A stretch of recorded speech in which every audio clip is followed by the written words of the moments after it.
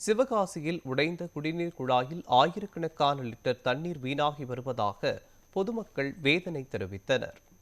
விருதுநகர் மாவட்டம் சிவகாசி மாநகராட்சிக்குட்பட்ட பகுதியில் மத்திய அரசின் ஜல் ஜீவன் திட்டத்தின் கீழ் அமைக்கப்பட்ட குடிநீர் குழாய் பல மாதங்களாக உடைந்து ஆயிரக்கணக்கான லிட்டர் தண்ணீர் வீணாகி வருவதாக அப்பகுதி மக்கள் குற்றம் சாட்டினர். இதையடுத்து வெளியேறிய தண்ணீர் சாலைகளில் தேங்கி சேரும் களிமண்ணுமாக மாறி போக்குவரத்திற்கு இடையூறு ஏற்பட்டுள்ளது.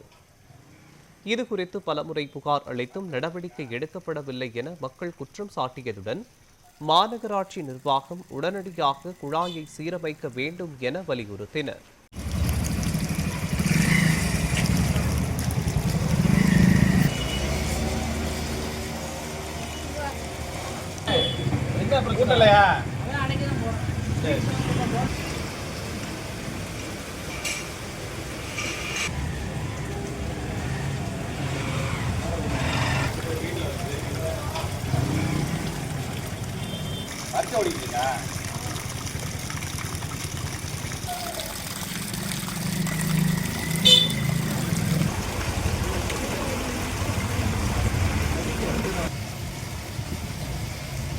எந்த குளம்?